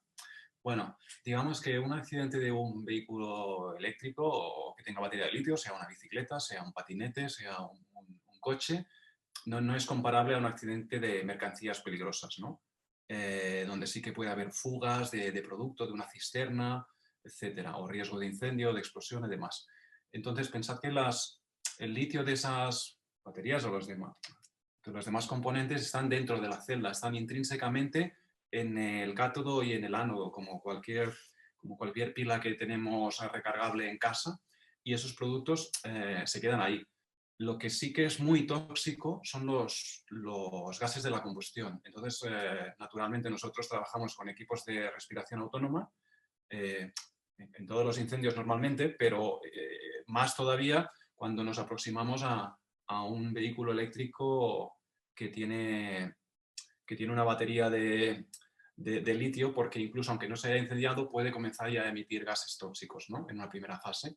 Por lo tanto, el peligro de los productos en sí no se vertirían a la calzada, como en una fuga normal de mercancías peligrosas. ¿Y cómo se trataría esa batería? Bueno, pues esa batería habría que ponerse en contacto con el fabricante para que el fabricante pueda hacerse cargo de ella, valorar qué módulos se pueden aprovechar, qué no, si toda está dañada, etcétera, etcétera, y darle o bien un segundo uso o bien aprovechar la parte de las celdas las celdas que realmente no estén dañadas, ¿no?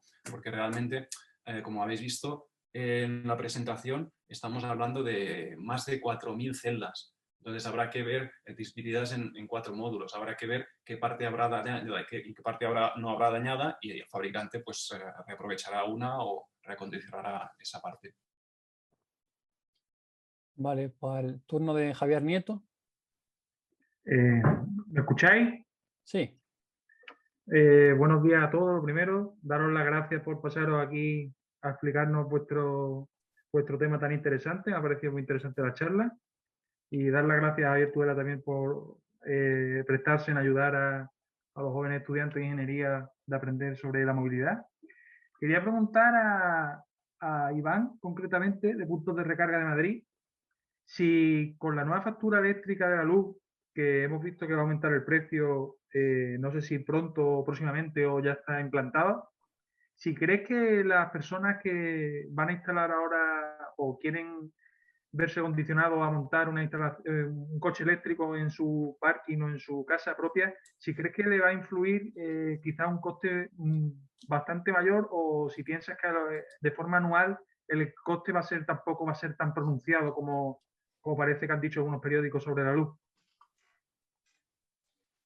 No, pues yo personalmente pienso que no. Lo que se va a modificar que va a haber diferentes tarifas y diferentes periodos para poder aprovechar cuando el precio sea más barato para poder cargar el vehículo. Sí que es verdad que a lo mejor hay unas horas en las que te penaliza, pero seguramente que hay otras horas en las que te beneficia, ¿vale? Entonces hay que intentar aprovechar esas tarifas valles que vamos a tener para cargar el vehículo eléctrico.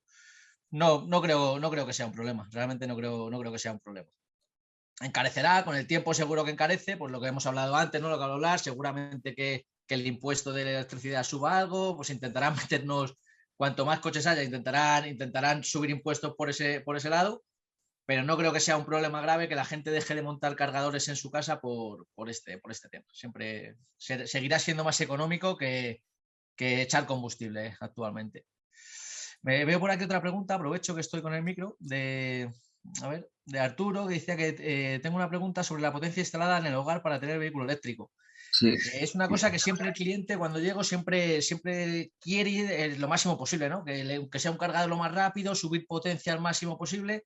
Yo lo desaconsejo. Siempre mi consejo es intentar cargar el vehículo con la potencia actual que tienes. Tú con la potencia que vives durante el día, con lo que tú cocinas, tienes tu aire acondicionado, con lo que tú vives, por la noche te suele dar de sobra para poder cargar el vehículo eléctrico. El vehículo va a estar un montón de horas aparcado y durante la noche, mientras duermes, no hay ningún consumo en casa y en esas horas puedes cargar el vehículo.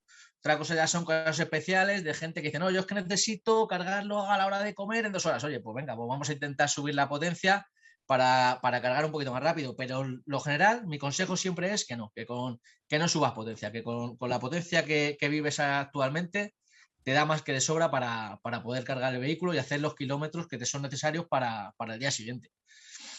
Vale, ¿se me oye? Sí. Vale, soy Arturo, buenas tardes. Sí, gracias por lo que me contaba. Lo que me queda duda es de si, por ejemplo, esta persona que le dijo que lo quería, por ejemplo, a la hora de comer necesito cargar X kilómetros del coche porque yo trabajo en no sé dónde o porque vengo de trabajar en no sé dónde, voy a otro. En fin, necesita una carga un poco más rápida en ese momento. si necesita una potencia contratada en casa bastante más elevada de la que se tiene normalmente, me imagino que puede, vamos, pregunto si eso encarecería mucho el tema de la recarga del coche. ¿Qué quiere referir? Respecto al tema diésel y gasolina, si una persona que tuviera esa casuística, le convendría o no el tema de la electricidad, refiriéndome al incremento de la potencia, del coste respecto a la potencia. Si No sé quieres, si me he expresado Arturo, bien, me he liado un poco, pero... sí, no, te hemos entendido. No, sí, te he entendido, sí, está claro. Te respondo yo si te di el dato más técnico. Ahora, actualmente, porque esto varía dependiendo del gobierno y demás, es decir, cada año lo estipulan, el precio del kilovatio hora son sobre los 38 euros. En tu factura verás, te puede venir en euros día o al año. Yo te digo el dato del año. Son 38, 40 euros más o menos de kilovatio de potencia al año. Entonces, si tú pasas de 5 a 10, pues tienes que pagar eso, 38 por 5 kilovatios más al año de potencia.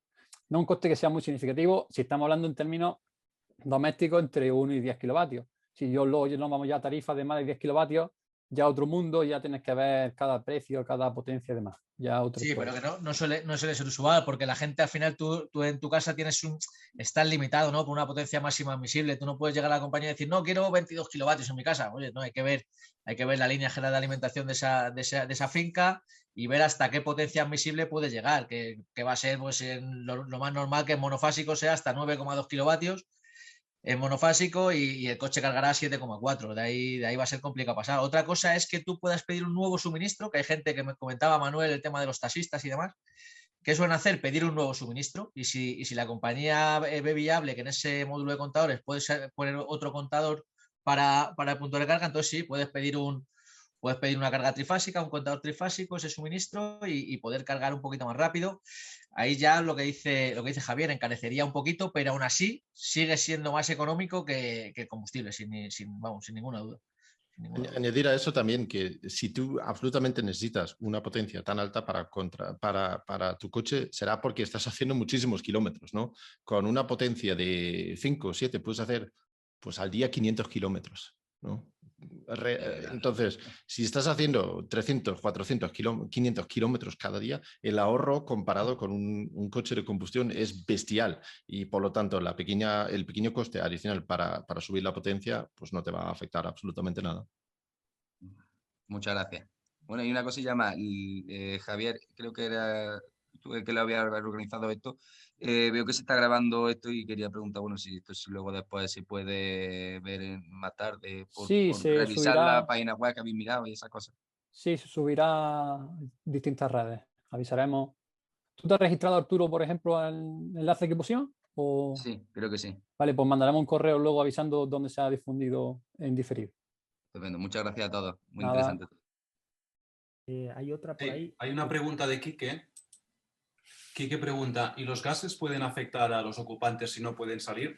Vamos a ver, Quique, si te refieres a los gases que va a evacuar una celda que está sufriendo un sobrecalentamiento, una sobrepresión por esos orificios de medio milímetro, esos gases están en las celdas, están en la parte externa del vehículo, en la batería, y esos gases no te van a afectar y va a ser en poca cantidad, ¿vale? De hecho, en los sistemas de almacenamiento de energía en forma de baterías de litio que se van a implementar y se están implementando ya para guardar ahí la energía renovable, para alertar rápidamente del fenómeno de embalamiento térmico, se están diseñando sensores que detectan esos gases con anterioridad a que se produzca ese embalamiento térmico, de forma que se puede abordar esa reacción y no se va a producir. Pero esto no se va a poner en los coches naturalmente porque la batería está en el exterior y ese sensor no detectaría nada, ¿no? Y si te preocupa los gases de la combustión, no de esas baterías, sino en general, los gases que se producen en la combustión de esas baterías son prácticamente los mismos que se producen en la combustión del vehículo o en la combustión del material que tenemos nosotros en nuestras viviendas. Lo que hay que resaltar es que el 80% de las víctimas que se producen por incendio de vivienda, se producen por inhalación de humo. Por lo tanto, que realmente lo que nos va a matar, lo que nos debería preocupar es el humo, no tanto la radiación del propio incendio, ¿no? ¿Por qué? Porque está compuesto por por cianuro de hidrógeno, que son compuestos de carbono y nitrógeno que tienen todos los materiales sintéticos, y eso va a provocar una inhibición de la respiración celular que al cabo de 20 minutos va a hacer que esa persona quede en inconsciencia, ¿no? O sea que, en resumen, lo que nos debe preocupar son los humos de la combustión, pero todos los humos de la combustión, no específicamente la de los vehículos eléctricos. Vale, pues Ángel, por Sí. ejemplo. Dilo. Yo quería, bueno, por experiencia personal, tengo un Kia Niro y he viajado ya con él en alguna ocasión. Actualmente la red de recarga en autopistas está razonablemente bien, no es súper extensa, pero permite viajar con cierta comodidad a casi cualquier sitio. Yo, donde me estoy encontrando a veces más problemas es en la carga en destino. Da la sensación de que muchas veces ni los dueños de casas rurales, ni los hoteles, es cierto que algunos sí, ¿vale? Pero a veces me da la sensación de que los hoteles no quieren saber nada, incluso muchos hoteles directamente es que no tienen garaje y si tú vas allí tienes que aparcar en la calle. Entonces, muchas veces las limitaciones que encuentro yo para viajar tienen que ver mucho más con la carga en destino que con la carga en viaje. Y a la larga, en ocasiones anteriores, he acabado recurriendo a cargadores rápidos que hay en las inmediaciones. Por ejemplo, me fui a Asturias, tenía un cargador rápido de EDP a 10 kilómetros y pues cuando te necesitaba cargar, cogía el coche a las 7 de la mañana, me iba al EDP, estaba media hora, 40 minutos y me volvía a donde estaba alojado. Pero claro, eso no es práctico porque son media hora, 40 minutos que si estás de viaje estiras las piernas, pero si estás en un hotel estás en el coche de brazos cruzados sin hacer nada, ¿no? Entonces me pregunto si se está haciendo algo para intentar promover, forzar, obligar, no lo sé, a los hoteles, casas rurales, apartamentos, porque es realmente una necesidad esa carga en destino y tengo la sensación de que no se está haciendo lo que se debería. Si puedo comentar algo ahí, Ángel, yo comparto alguna experiencia así también. Hay hoteles y hay casas rurales donde con una instalación fácilmente podrían dar un servicio mucho mejor ahí. Creo que más que nada hay una oportunidad de negocio de promocionarte ahí y, por ejemplo, en algunas plataformas de reservas online puedes filtrar por alojamientos que tienen cargadores de vehículo eléctrico. Creo que en booking.com, por ejemplo. Entonces, creo que más que obligación para que lo hagan, creo que se debería tomar como una oportunidad para mejorar y incentivar a quien vaya ahí. Nosotros, antes de ir a cualquier viaje, donde tenemos que estar en un hotel, pues es una cosa que miramos y es una cosa que consultamos y elegimos entre los hoteles pues el que tenga la posibilidad de cargar, justamente para evitar lo que dices tú, de ir a malgastar una hora de tus vacaciones o de tu viaje en eso. Normativa estrictamente solamente existe por parkings públicos o parkings con más de 40 plazas, pero no hay necesariamente obligación para un hotel o un alojamiento con menos de eso para instalar cargadores. Sí, el problema que yo conozco, porque sé que existe ese filtrado en Booking, es que después de haberlo probado algún tiempo y tal, muchas veces sucede que los hoteles te dicen que tienen plaza de parking para vehículos eléctricos y de carga y demás, pero en realidad lo ponen porque hay un punto público en la calle, uno del ayuntamiento gratuito, que tú sabes que cuando lleves allí el coche no va a estar libre ni de coña. ¿Vale? Entonces dices, es que por muy punto que haya la puerta del hotel, yo sé que ese punto en la realidad no lo puedo considerar una especie de punto vinculado a mi coche, ¿no? O sea, yo voy allí y no tengo garantía de poder cargar. Y esa garantía yo creo que sería necesaria. Al final yo creo que es un tema de demanda, ¿no? Pues un hotel, pues al final lo que busca, como todo, pues es clientela, ¿no? Y si nunca ha tenido un cliente que le llame o que le pregunte por vehículo eléctrico, pues le da igual. Cuando empieza a preguntarle 1, 2, 3, 4, 5, cuando vea que todos los días le preguntan porque necesitan que clientes quieren ir allí por si tienen punto de recarga, es cuando el hotel dirá, joder, pues voy a montar un punto de recarga. Nosotros hacemos como empresa, ¿no? Pues intentamos promocionarnos a nivel de ayuntamiento, de supermercados, de colegios, de hoteles, y es la respuesta que recibimos, ¿no? Muchas veces hay algunos que sí que están interesados, pero hay algunos que dicen que, oye, que de momento no están notando que la clientela se lo demande. Entonces va a ser cuestión de tiempo, o sea, va a ser cuestión de tiempo de que haya más clientes como tú, Ángel, que necesites de esos puntos de carga en destino y el hotel diga, oye, pues para atraer a estos clientes me voy a promocionar montando pues 1, 2, 3 o 5 puntos de recarga. Sí que los hay, bueno, vosotros lo sabéis mejor que yo, hay hoteles, todavía pocos, pero los hay y cada día habrá más. Va a depender de la demanda, o sea, de cuando el hotel vea que hay clientes que le están pidiendo que tengan puntos de recarga, es cuando realmente el hotel se pondrá a instalarlos. Ahí os he puesto una web en los comentarios, chargehotels.com, donde podéis buscar hoteles que tienen puntos de carga, ¿vale? Para cuando... Pero sí, por la aportación. Es lo que han comentado los compañeros. Hasta que no exista realmente una demanda suficiente, pues requieren de una inversión, sobre todo ciertos establecimientos que no están dispuestos a cubrir. Pero a mí me ha pasado igual que a ellos. Es decir, el tema de casas rurales, al final he optado por, con una largadera, cargar a 10 amperios en un Xuco. Porque sí, preferir incluso casas rurales a ciertos hoteles por no tener punto de carga. Vale, pues por el chat nos ha dicho Mario y Tony, que va relacionado a dos preguntas. ¿Qué seguridad tiene el cargador a la hora de que nosotros cargamos el coche y nos vayamos a otra cosa y que no nos puedan quitar la carga? Que es siempre un comentario muy... Eso que nos preocupa mucho. Una pregunta muy común también. Cuando estás en un punto de recarga en el garaje, dirás, oh, joder, no, que y no además ya la podemos unir con la pregunta de la lluvia. ¿Qué pasa si está lloviendo? ¿Puedo cargar el coche, no?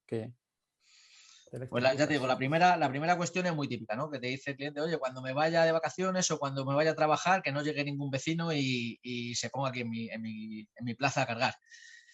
Es difícil, ¿no? Porque el coche no se carga en un minuto. O sea, que tiene que llegar un tío con mucha cara y aparcar el coche ahí y dejar el coche ahí un rato largo, ¿no? Para cargar. Pero bueno, aún así los puntos de recarga ya vienen con ese tipo de configuración en el que tú puedes activar o desactivar el punto de recarga con una tarjeta RFID, con un mando a distancia, con una llavecita. O sea, que dependiendo del punto de recarga que elijas dentro del catálogo de muchísimos puntos de recarga de muchas marcas que hay, pues siempre el instalador que vaya te va a ofrecer diferentes posibilidades, ¿no? Sobre todo se lleva mucho el tema de la tarjeta RFID, que es muy cómodo, que tú actives o desactives con la tarjeta. O incluso la temporización, ¿no? Se puede temporizar para que el punto de recarga solamente cargue de 12 de la noche a 7 de la mañana. Pues ya sabes que el resto del día no va a funcionar, solamente va a estar cuando esté el coche aparcado.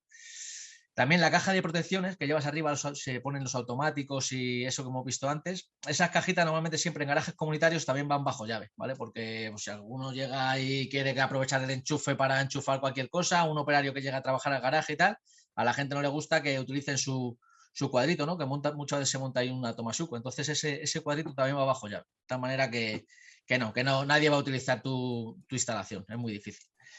Y el tema de que poder cargar un coche a la lluvia, pues igual los compañeros te podrán decir que lo habrán cargado muchas veces, no hay ningún tipo de problema. Los cargadores están preparados con la IP correspondiente para que soportar la lluvia, el sol, el viento, pues cualquier inclemencia la nieve, meteorológica. Lo que haga falta. Sí, lo único que te pone el fabricante es que si estás utilizando el cargador portátil del vehículo, digamos que no quede sumergido, el propio cargador portátil que no quede sumergido en la acera justo en un sitio, que lo pones en la calzada, ahí se acumula el agua, una lluvia torrencial y queda sumergido. Eso es lo que hay que evitar. Bien. Luego, añadiendo al hecho del cable, del punto de carga, los fabricantes, por seguridad, una vez tú conectas el cable y estás cargando, suelen bloquearlo en el puerto de carga. ¿Qué significa esto? Que nadie por la calle que vea el coche enchufado dice, pues le quito el cable. Para hacer eso tendrían que vandalizar el vehículo, tendrían que arrancarlo y se llevarían con él piezas del coche. Es otro sistema lleva un enclavamiento mecánico, sí, que es bastante fuerte. Eso es. Sí, hasta que tú no le das a parar carga en tu vehículo con el móvil o desde el coche, no se desconecta por seguridad, porque si no, muchas veces... con la carga parada, si está anclado el cable dentro del coche y tú no estás cerca, el coche está bloqueado, nadie puede sacarte el cable. Perfecto. Vale. Pues Javier, ¿quieres hacer otra pregunta? Sí, ¿estoy? Sí. Mira, yo quería preguntar, ha dicho Lars anteriormente que el mantenimiento de un vehículo eléctrico era mucho más barato que el de uno convencional de gasolina. Y yo quería preguntarle si una persona, por ejemplo, que mantiene un coche eléctrico durante, no sé, 10 o 15 años, y llega el momento de cambiar la batería del vehículo por su desgaste y tal, si no piensa que ese coste de la batería y tal puede ser mucho la diferencia entre mantener un coche con sus revisiones periódicas de gasolina normal y corriente, si hay muchísima diferencia aún así. No sé si me he explicado bien o... ¿Te refieres a que la pérdida del valor del coche Sí, al compensa tener que hacerlo y después...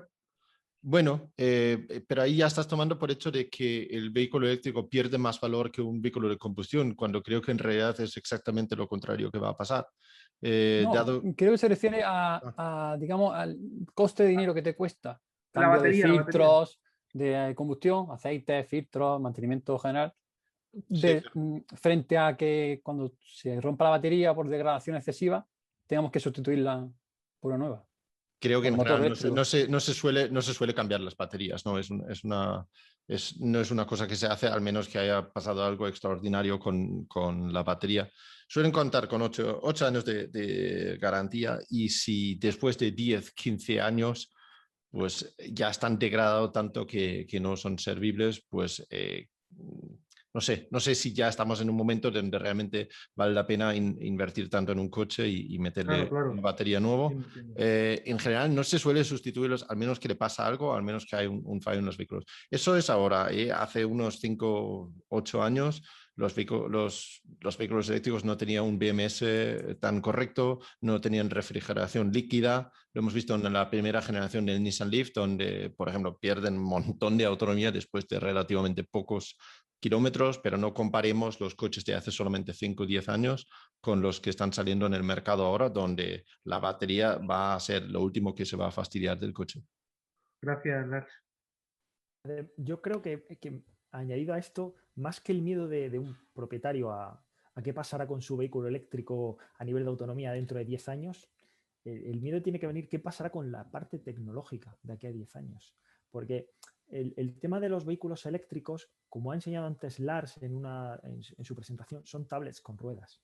Entonces tiene una parte tecnológica muy, muy fuerte. Tú te vas a los vehículos de hace 10, 15 años atrás, en los que ya no había, de los que no traían pantallita, ¿vale? Y todos los vehículos son muy parecidos. Es decir, mecánicamente son muy simples, electrónicamente son muy simples. Hoy en día coges un vehículo eléctrico de los nuevos y creo que de cambiarlo o de sustituirlo será antes, porque tecnológicamente se ha quedado atrasado frente a vehículos de la competencia a nivel de, por ejemplo, el hardware, temas de conducción autónoma o sistemas de seguridad, sistemas de infoentretenimiento, porque recordad que no todos se actualizan vía OTA o tienes que pasar por caja, el fabricante para actualizarlo y demás. Yo creo que por ahí hay más donde preocuparse de cara a un futuro que en el hecho de las baterías. ¿Cuántos kilómetros suele hacer de media la gente con un vehículo? 200, 300, 400.000 kilómetros en su vida útil. Yo pondría la mano en el fuego que la media de los vehículos eléctricos que se venden a día de hoy aguantan eso, sin problema, sin que haya una degradación de la batería en la que tú digas paso de 400 kilómetros reales a 100.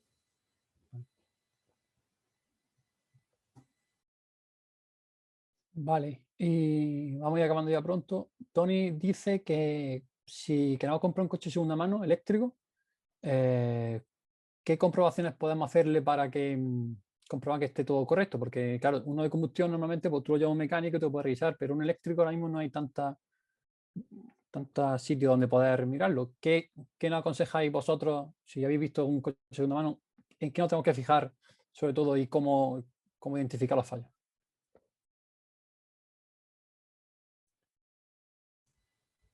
Lars, tú que has visto. Yo me atrevo entonces con esa pregunta. Es complicado, ¿no? Sí, para verificar el estado de la batería, distintas marcas, distintos modelos tienen distintas formas de hacerlo. En muchos puedes entrar en menús de servicio de los propios coches, ver la degradación ahí. Por ejemplo, en el BMW i3 tiene una forma de entrar ahí. Y reportarlo así. Nissan tiene las barritas que indica el estado de la batería ahí.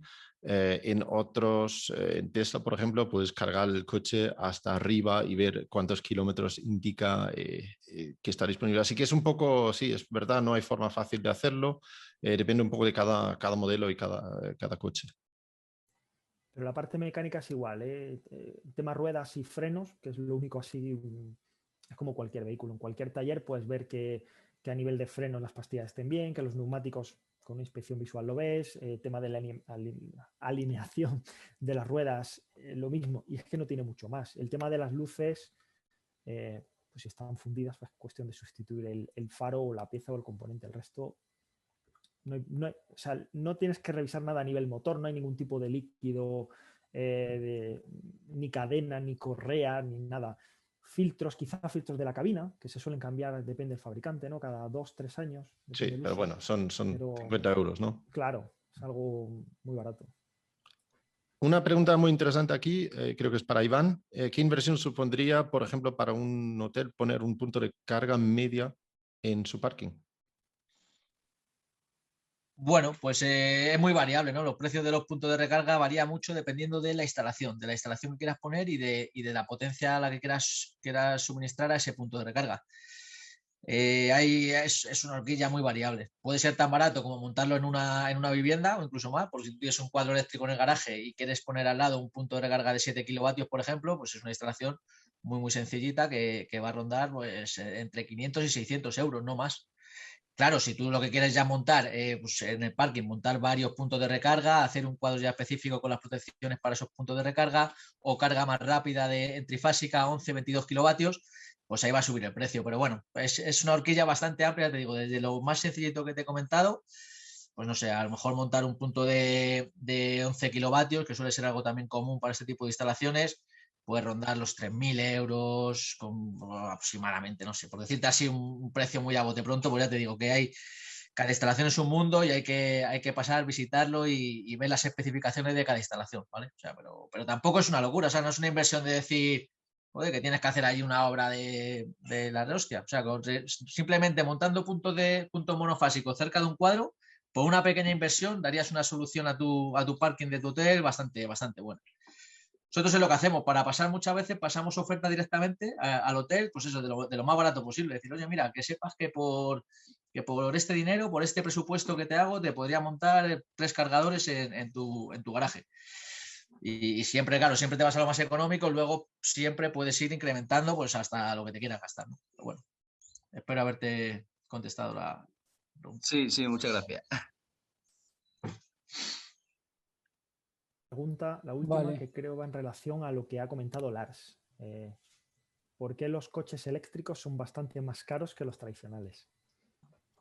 Bueno, las baterías son caras. Es así de sencillo. La inversión en hacer baterías más económicos, pues es una parte muy alto. Como el ejemplo de la presentación que eran 11.200 para una batería, solamente el coste para la marca. Ahí tienes que sumar un 30% de margen, la garantía y todo eso. Entonces, la batería, el coste de instalar una batería de gran autonomía para un vehículo, pues puede fácilmente ser 15.000 euros. Si entonces comparamos esto con un coche de gasolina económico que puede costar 15.000 euros el coche entero, pues entonces no hay margen para la marca, por lo tanto empiezan con los productos más caros y vemos que están bajando. Ahora, a medida que vaya bajando el coste de las baterías, pues ya pueden ofrecer coches más económicos, ¿no? Pero es tan sencillo, por eso Volkswagen recientemente ha presentado su proyecto para bajar el coste por kilovatio hora en instalación de coches nuevos y es ahí donde está el coste, no hay otro sitio. De hecho, muchas veces el resto del coche puede ser hasta más económico. Sí, yo por añadir a esto que ha comentado Lars, diría también que puedes considerar que el combustible está incluido en el precio de compra.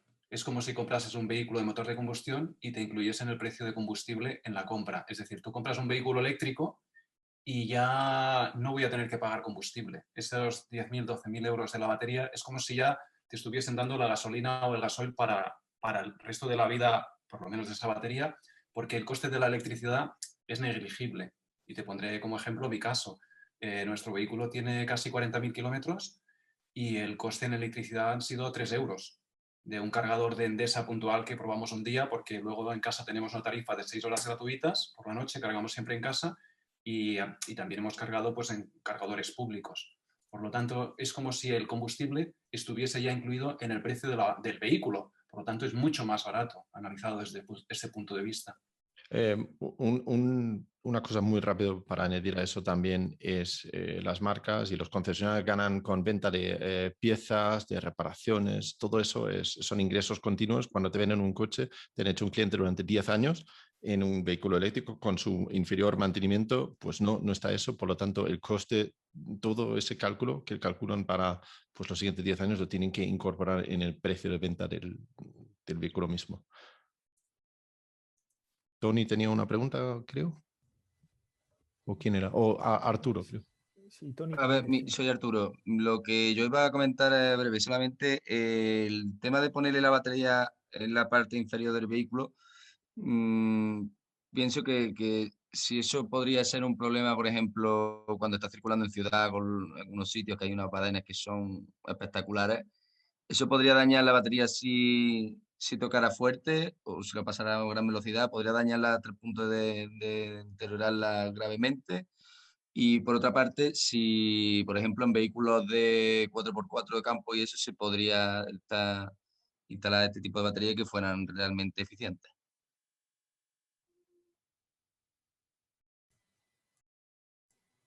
Jordi, si quieres tú la de seguridad. Sí, bueno, en los badenes los vehículos rascan a veces, pero no pasa nada. Bueno, en nuestro caso tuvimos que modificar un poco la rampa del parking de la comunidad de vecinos y en algunos badenes de la ciudad puede rascar, pero eso no es ningún problema. Tiene una protección de titanio y no tiene que haber ningún problema ahí. Otra cosa es que dices, bueno, si pasas a gran velocidad, bueno, depende de lo que sea esa gran velocidad y el impacto que pueda tener, si en esa absorción de energía, pero eso ya sería un accidente, hay daños en las celdas que provoque que se rompa el separador y se haga un cortocircuito interno, pues ahí sí que tendría riesgo, ¿no? Pero en los casos habituales no. Tendría que ser algo muy fuerte como para que sea problemático. Vale, ya está. Exacto. Yo sí que conozco casos donde una piedra ha golpeado fuerte, pero no una piedra pequeña, sino una piedra que se encuentra en el calzado a gran velocidad, ha golpeado y puede dañar la batería. No significa un fuego ni necesariamente para nada, pero sí que ha tenido que ser sustituido. Sé que Tesla en los Model S y el Model X monta una placa de titanio debajo de la batería justamente para evitar impactos así. Y sí, hay muchos vehículos eléctricos también aptos para para ir por campo, para todo terreno, para caminos. El Model X, el Model Y, el Jaguar I-Pace, todos están homologados para ir por campos también. Vale, ya pues acabar, Tony, última pregunta. Hola, en primer lugar, daros la enhorabuena por la charla. Y tengo una pregunta. ¿Está ya decidido que el futuro del coche sea el eléctrico? ¿O puede aparecer todavía una variante tipo hidrógeno o algún combustible que pueda quitarle el podio o el futuro al coche eléctrico? Tony, ¿quieres que nos quedamos aquí todo el día, no? No, es que me encantan los coches, me parece un tema muy interesante. Por desgracia, nunca he podido probar ni ir en un coche eléctrico. Y tengo varias preguntas. Cuando me lo comentó Javier Tudela que iba a hacer una charla de esto, dije, voy a asistir sí o sí. Y me he preparado las preguntas, ¿vale? Pero esta es la última, esta es la última. Coche de hidrógeno es un coche eléctrico también, ¿eh? El problema del hidrógeno es la eficiencia, volvemos a lo mismo, y que hace falta una estructura de carga como una gasolinera. No puedes cargar en tu casa hidrógeno. Entonces sería volver más o menos a lo mismo, pero cambiando el combustible. Ya tienes que depender de una gasolinera, depender de que si cargo aquí o allí, y que la eficiencia es mucho menor que un eléctrico puro. Porque aparte de la eficiencia de la propia pila del coche de hidrógeno, te hace falta extraer el hidrógeno del agua y eso consume muchísima energía.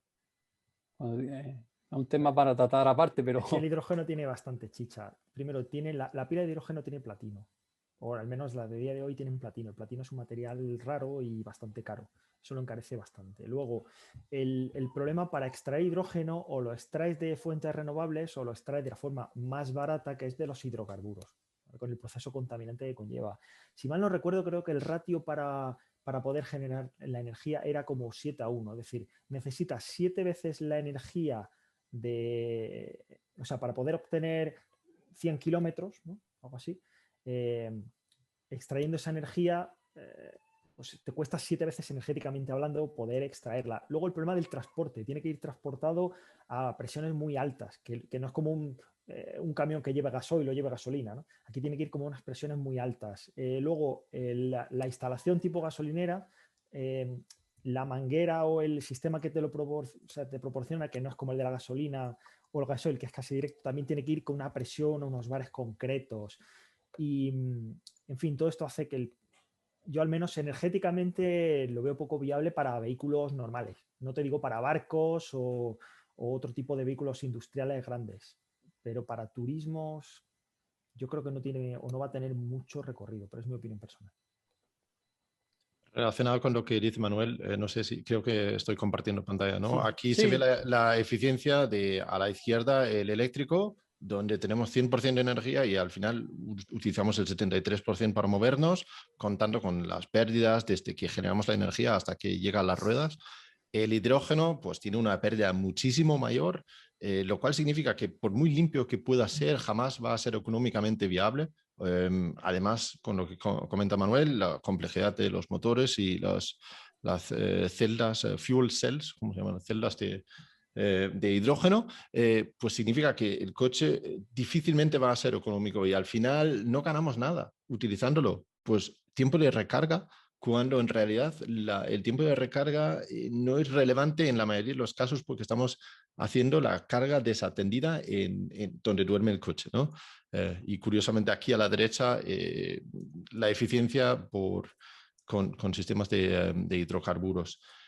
¿Puede haber otro sistema en un futuro para que, pues si no es nuclear, no me lo imagino porque no hay nada más fácil que mover que electrones. Ya tenemos infraestructura, todos podemos utilizarlo en casa.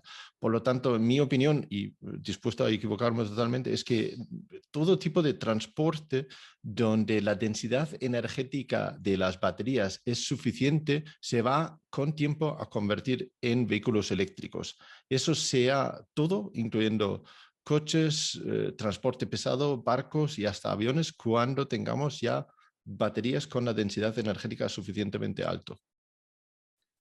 Completando la explicación de Manuel y de Lars, pensad que donde sí que va a haber mucha evolución es en la química de las baterías. Y de hecho la está viendo. Pensad que es una tecnología que no lleva ni 10 años, en el caso de Tesla, que es el que va más por delante, y ya se está hablando de la próxima generación de baterías Tesla, de que en el ánodo, en lugar de grafito, vamos a tener silicio. ¿Qué nos va a aportar el silicio? Pues el silicio almacena 9 veces más energía que el grafito.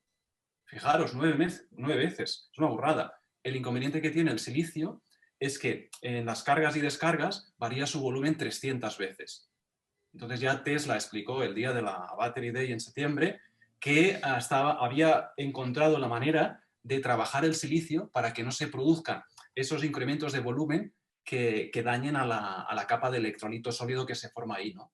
Pero no solo eso, sino que en el otro lado, en el cátodo se va a aumentar la cantidad de níquel, se suprime el cobalto. Sabéis que el cobalto se obtiene de la República del Congo, aparte de ser tóxico, pues es el único lugar donde hay cobalto y las maneras de extraerlo pues quizás no son las más sostenibles. Se prescinde del cobalto, se aumenta la cantidad de níquel y todavía se va a almacenar mucho más litio ahí, en el cátodo también, y al final veremos, como se presentó ese día, que quedarán vehículos que tendrán níquel y manganeso, que serán los de gama media, que tendrán bastante densidad energética, vehículos con mucha más densidad de energía, donde en el cátodo habrá solo níquel, que ya estamos hablando del Semi y del Cybertruck, y luego los vehículos de gama más baja, que tendrán menos densidad energética, que serán los de las baterías de litio fosfato. O sea que va a haber mucha evolución con la química de las baterías en el futuro. Vale, pues listo. Vamos a cortar aquí, que se ha hecho larga, pero ha estado, creo que, interesante. Pues muchas gracias a todos por asistir y sobre todo a los ponentes por su tiempo dedicado y sus explicaciones, que os lo agradezco de verdad. Y listo, si tenéis cualquier duda en las redes sociales de todos nosotros, estamos disponibles siempre para comentar las cosillas que tengáis. ¿Dudas?